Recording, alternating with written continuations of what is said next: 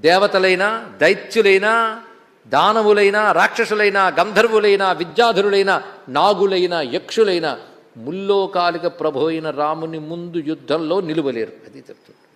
కానీ వీర శక్తిమతాం శ్రేష్ఠ. పొట్టి వీరత్వం ఉంటే ఏం లాభం ఉండి, వాడు వీరుడండి 10 మంది కొట్టాడండి, గొప్ప చరిత్ర ఏం కాదు. ధర్మం ఉంది, అది గొప్ప విషయం ఇక్కడ. అందుకే రాముడు ధర్మము ఉన్నవాడు కాదు, ధర్మమే రాముడు. అందుకే ధర్మ ఎంత ఒక్క మాట అండి. అదే రాముడు ధర్మ, ధర్మవాన్ కాదైన, ధర్మము కలవాడు. కలవాడంటే కొన్నాళ్ళకి లేనివాడు అవచ్చు కదా. డబ్బు కలవాడు అంటే అర్థం కొన్నాళ్ళకి డబ్బు లేనివాడు కూడా కావచ్చు. కానీ మా స్వామి అలా కాదు, ధర్మమే తానైనవాడు. అది గొప్ప విషయం ఇక్కడ. అదే రాముడే ధర్మమయ్యా. లోకాన్ని పట్టి నడపడమే ధర్మం. లోకాన్ని పట్టి నడిపి విష్ణువే కనుక ధర్మం ఆయన. అందుకే ధర్మ అంటే లోకాన్ని పట్టి నడిపి విష్ణువు, ఇదొక అర్థం.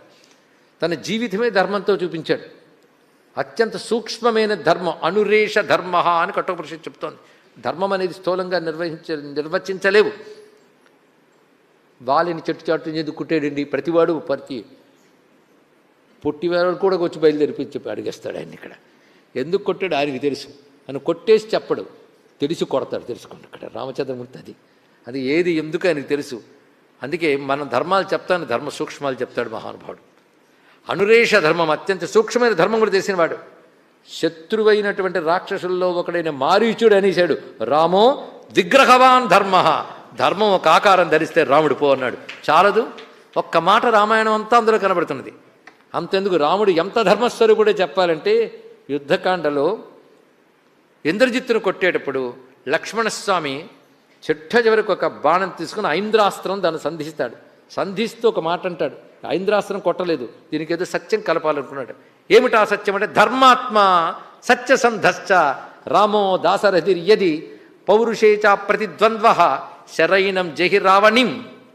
రాముడు ధర్మస్వరూపుడైతే, సత్యసంధుడైతే, పరాక్రమంలో సాటి లేని వాడైతే ఈ బాణము ఇంద్రజిత్తును చంపుతుంది అన్నాడు. చంపిందా లేదా వెంటనే? అంటే ఇవన్నీ సత్యాలని అర్థం. అదొక్కడి చాలదు. అందుకే రాముడు ధర్మస్వరూపుడు, సత్యసంధుడు, పరాక్రమంలో సాటి లేనివాడు. తెలిపోయిందా లేదా? అందుకే ధర్మ.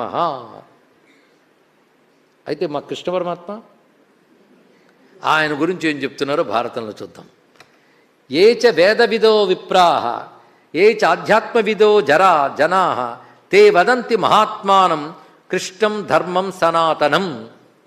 ఎవరైతే వేదవేత్తలైన విప్రులు ఉంటారో, ఎవరు ఆధ్యాత్మవేత్తలైన జ్ఞానులు ఉంటారో, వారు మహాత్ముడైన కృష్ణుడిని ఏమంటారో తెలుసా? కృష్ణం ధర్మం సనాతనం. సనాతన ధర్మమే కృష్ణుడు అంటారు. ఒకటి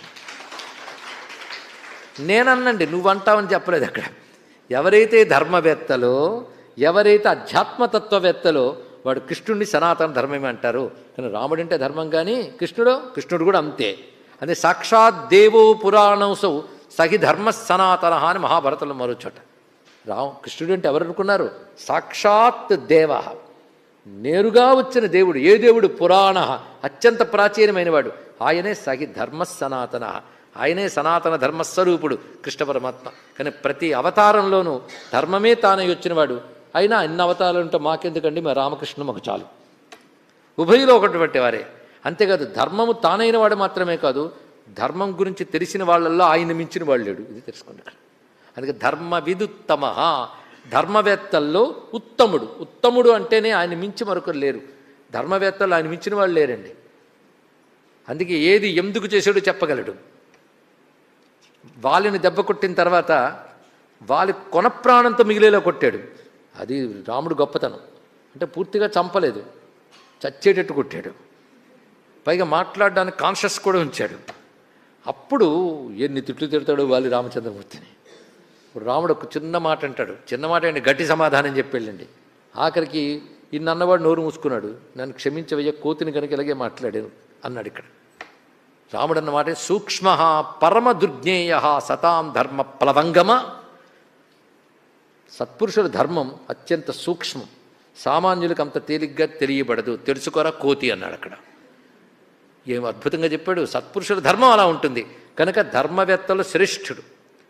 అందుకే వాళ్ళు వెళ్తున్నప్పుడు తారొక మాట ఉంటుంది, నువ్వు ధర్మాలు చెప్తున్నావు, రాముడు ధర్మ సూక్ష్మం తెలిసినవాడు అనేది. అనురేష ధర్మ, ధర్మ సూక్ష్మములు ఉంటాయి, అవి తెలిసినవాడు. లేకపోతే అందరూ ఒక మాట్లాడితే రాముడు మాట ఒకలా ఉంటుంది. ధర్మం ఏంటో సూక్ష్మంగా తెలుసు. అందుకొక్కటి మనకు తెలియాలి, ధర్మం తెలిసిన వారిలో ఆయన మించిన వాళ్ళు లేడు, ధర్మమే ఆయన గనక మా రాముని చరిత్రలో అధర్మం అనేది లేదు, ధర్మమే ఆయన. అందుకే కిష్కింధకాండలో వాల్మీకి చెప్తాడు, త్వమప్రమేయశ్చ దురాసదశ్చ జితీంద్రియశ్చ ఉత్తమ ధార్మికశ్చ. రాముడు అప్రమేయుడు, కొరత కందనటువంటి వాడు, పైగా ఇతరులు ఎవరు ఆయన్ని సాధించలేరు. జితేంద్రియుడు, ఉత్తమ ధార్మికుడు, ఇది వాల్మీకి స్పష్టంగా చెప్పాడు. అందుకే ధార్మికుల్లో ఆయన మించిన ఉత్తముడు లేడు, అదే ధర్మ విదుత్తమ. మొత్తం రామాయణం వింటున్నట్టుంది. వైకుంఠ తర్వాత నామానికి వచ్చాం. రామనామాలు ఇంచుమించు అయ్యే కానీ తర్వాత కూడా చూసుకోవచ్చు ఆయన్ని. వైకుంఠ